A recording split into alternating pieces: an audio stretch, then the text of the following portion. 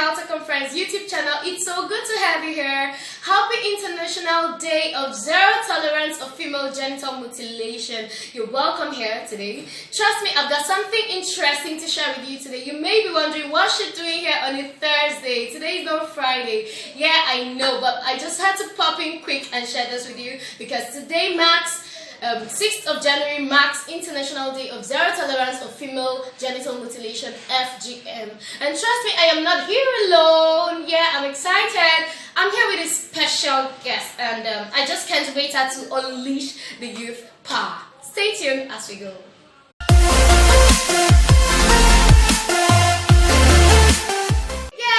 Welcome back. So today we're going to be looking at female genital mutilation. So what really is female genital mutilation? Simply put, female genital mutilation is female circumcision. What we know, of course, is the male circumcision, but in not even villages, in some parts of the world today, female genital mutilation is a constant practice. And I don't know what you may call it in your language. It's simply cutting out any part of the female genital organ. So today, don't worry, Dr. Chinonye OTUKA will take us deep into what really is female genital mutilation. So help me welcome Dr. Chinonye OTUKA, an Ukrainian-trained medical practitioner, current clinical director, Rainbow Fertility Center. She's an Eastern Nigerian, and she's also the current cancer screening coordinator, Medical Women Association of Nigeria, Akwa Ibom State Chapter. Dr. Chinonye OTUKA, it's a privilege to have you here. You're welcome. This lady was live on Inspiration FM yesterday at between 7 a.m. to 8 a.m. talking about female genital mutilation. So I say today, Dr. Chinonye, you're coming right to this platform to give the society the information we need. Thank you so much. You're welcome, Dr. Chinonye OTUKA. Thank you for having me. It's a privilege to be here. And it's from 7 p.m. to 8 p.m. I was on Inspiration FM Live. Okay, that aside, today is International Day of Zero Tolerance of Female Genital Mutilation. Now, some people will think it's a myth. It doesn't happen. Trust me, it's still happening. As we are seated here talking on this video, there is a child somewhere in a community that is screaming, that is shouting, pleading, and they are circumcising her. It has so much adverse effect that presently over 200 million women are living with the consequences of female genital mutilation. If I start listing, is it sepsis? Is it fever? Is it shock? Urinary tract problem? These women, during labor, they have to undergo reopening of their vagina just because the opening is too small for the child to come out. In cases where there are no experienced obstetrician, these children die due to fetal distress. 200 million women, we should sit down and think. 200 million women, it could be your sister, your brother, your sister, your aunt, are currently living. It's so bad that as of 2016, UNICEF and WHO, they have a joint task force. They are developing policies to help these women that are living with lead a better life. So it's a serious one. It's not something we should. I know some people don't know what it is. They're like, oh, is this still happening? Yes, it's still happening. So I will hand over to Nurse Mary to. Thank you so much for that introduction, Dr. Chinonye OTUKA. Okay, so like you said, some people would be like, oh wow, I had this when my grandmother was alive. Does it still happen? It still happens. Dr. Chinonye, I would like to ask, does it happen in Russia, in Ukraine where you trained? No, it doesn't happen in Ukraine where I trained, but it's happening in the Middle East and Asian countries. Okay. It's still happening there. And in some villages, it's not as rampant as it is in Africa, in Eastern Europe. Mostly the immigrants, those people who move from Africa to Europe, to America, they still practice it. They still practice it because they believe it's their culture. They believe, okay, since these kids are in Europe, doing that will help them. And let me digress a little. When I was studying, when I was still a medical student, we had a case during my 4th year, an obstetric case. This lady, she's from one of the Middle East, I think it's Iraq or so, I can't, one of the Middle Eastern countries. So I don't know how she managed to get pregnant. So she was begging our teacher, then our gynecologist, not to open that hole because if she goes home, she's going to be in trouble. So she wanted to do an abortion. So in the process, when she was telling us, I didn't understand. I was like, does it happen? Like, it's strange. So I just remember that she was begging. Our teacher was teaching us. She was telling us how she did it. She was begging her not to open. I don't know how the teacher did it, but somehow she managed. I don't know how, but somehow she managed. So it's still practiced. It's still happening everywhere in the world. Okay, thank you so much, Dr. Chinonye OTUKA. Okay, so now what are the reasons for mutilating the girl child genitally? What do they present as their reasons? Okay, before we go to the reasons, I think they deserve a definition. Okay. Definition: it is any procedure that intentionally alters or causes injury to the female genital organ for no medical reasons. There are some medical reasons you have to open for no medical reason. That is female genital mutilation. Now, the reasons are they have this twisted mindset, believing that this helps these girls to remain virgins. It's believed that it helps them stay in their marriages. They believe that it bestows honor to the family. Some of these girls, they have to go through this because they believe that if they don't do it, they're not part of the community. Really sad. They feel like it believes that doing that makes it qualifies these ladies as being modest, as being feminine. We all know that all this has to do with character. A girl that wants to keep her virginity is a character issue. It is not by mutilating, passing this girl child through pain and exposing her to severe consequences in the future. So these are their reasons, their so-called reasons. But these reasons, they are immaterial compared to the harm this causes.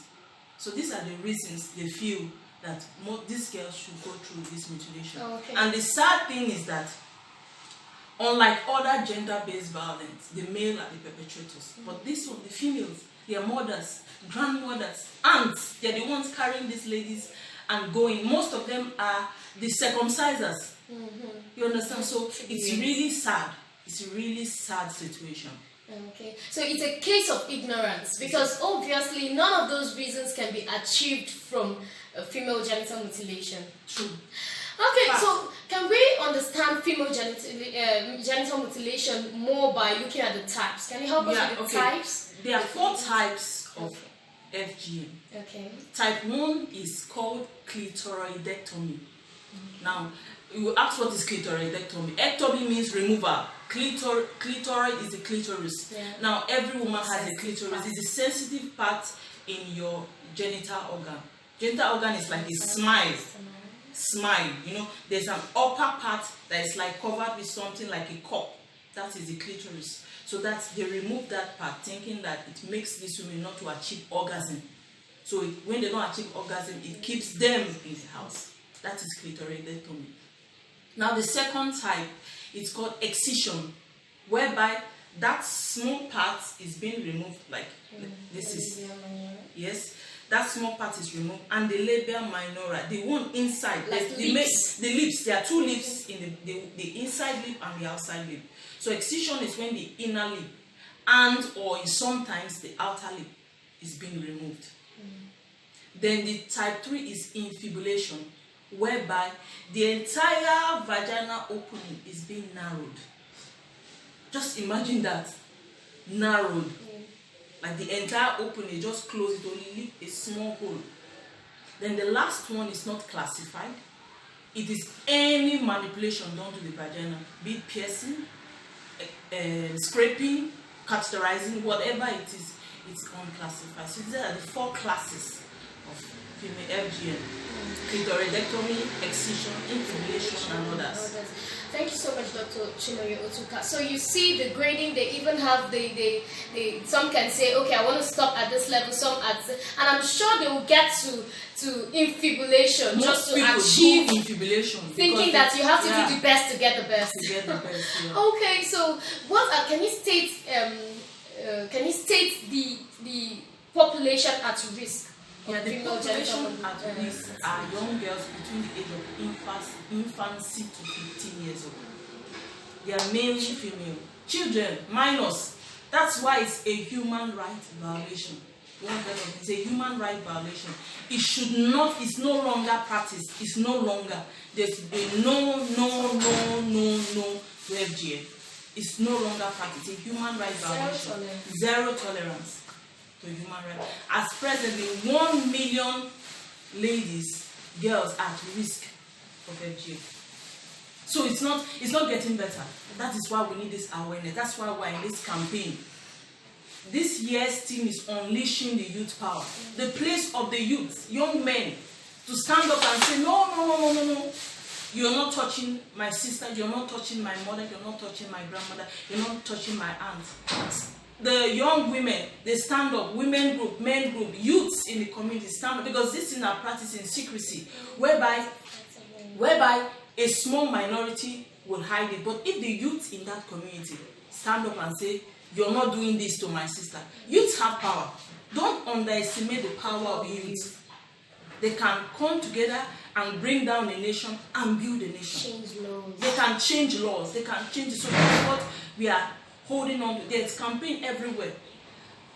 Youth, stand up, speak out, and let this madness, charade stop. Yeah. Thank you so much, Dr. OTUKA, for that motivation. Indeed, we can do this. If we stand together, we can do this. Okay, you talked about the population at risk. I came across an article that says Nigeria is yes. Has the absolute number of FGM worldwide. I mean, how did that happen? We have China having the highest population in the world. How come Nigeria? I was surprised. The article was actually published January 2012. When I read it, I was like, wow. Wow, Man, that's crazy. And we are here sitting down thinking nothing is happening around us. Thinking that nothing is happening. Please, we need to be a sister's keeper. We need to be a sister's keeper. We need to go into those villages and talk to them. Create awareness, create health sensitization programs to just rule out this deadly thing dwelling amongst us. Okay, thank you so much, Dr. Chinonye OTUKA. Now, we would like to know, what are the medical consequences of this procedure? Because you mentioned in your definition that female genital mutilation is for no medical reason. Yeah. So, of course, if it's not for any medical reason, then it should be accompanied with several medical consequences. Yeah. So, please, can you enlighten us on that? Okay, the first consequence is sepsis, which is secondary to infection. That's due to infection. You know, we don't know the degree. Those instruments are not sterilized. So they cut, and infection enters the body, and the person develops full-blown, like the infection spreads to all the body. That's what is called sepsis. The second one is you can contract HIV, hepatitis A, hepatitis B, hepatitis C, because of sharing sharps. You understand? The third one. I can imagine if they have 5 daughters, they will take from one person. They will not buy 5 different razors or what. I even let they use bottles to anything sharp. Anything sharp. You understand? So the infection. And during the struggle, the child can be moving up and down, and you puncture the urethra. There's problem in, fistula, ascending infection to the kidney failure. You see, excruciating pain because you cut a nerve, and this child will be in pain for the rest of her life. Bleeding, you can cut an artery, the child bleeds. Then these are short-term consequences. Long-term consequences is develop urinary tract problem, kidney failure. The second one, during delivery, the hole is too small. An inexperienced doctor. Push. The child comes out, the child cannot breathe. Fetal distress, the child dies. Another case scenario, we have to reopen. The hole is too small. Unnecessary procedures. You open that hole to allow the child to come in. We can list. The list is unending. Post-traumatic psychological effects. We have not even touched that. These women will be depressed, low self-esteem, hate everyone, angry. These women are not satisfied, no orgasm. You understand? So these are the adverse effects of one procedure in which one person thinks it will help a girl keep her virginity. This is madness. It's madness. Serious one. That is why we are beckoning on the youth, unleashing the youth power. I must emphasize, there's a place for the youth. The youth can stand and stop this. There will be a stop. Yeah. So this is what the world decided to do this year. Youth, stand up. This is becoming, it's unbecoming, if I'm correct. It's becoming, even, recently, some part of Akwa Ibom, they are still practicing it at this 21st century. Imagine. Well, thank you so much, Dr. Chinonye OTUKA. Like she has mentioned, I want to point out. She said, when talking earlier, she had said, men fight for these ladies. You may say it is not me, but trust me, you're going to marry one of them someday. And like she said, okay, there'll be this perilous, difficult, painful sexual experience. And when you feel pain during sexual intercourse, of course you try to avoid it, and this can break marriages. It can break homes. So brothers, fight for your sisters. You wouldn't want your sister to be coming back angry, to not be happy in a marriage. You wouldn't want a wife who cannot satisfy you sexually. You wouldn't want a wife who is depressed. You know, want a wife who will give birth to a dead child. A dead child due to fetal distress. You know, you wouldn't want to spend money at childbirth. You want a wife coming down with chronic diseases, chronic kidney problems. You wouldn't want that. So please, our men, fight for this too. It's not just female genital mutilation, if I must say. It is all female male genital mutilation. As it affects the lady, it affects you too. Yes. So please, you need to fight. Okay, Dr. Chinonye, thank you so much. So what is the way forward? How do we get out of this mess? Now, internationally, the World Health Organization, UNICEF, UNEFPA, they are all working together. There is a joint venture which, as of 2016, there is a policy in which they've developed a policy whereby it will help those women living with long-term consequences of female genital mutilation, educating the health workers, educating the public on how to manage, manage those people who have been affected by this unspeakable act. The second level is the NAPTIP, FIDA, Federation of Female Lawyers, and the Federal Ministry of Women Affairs. They're already on the forefront of this.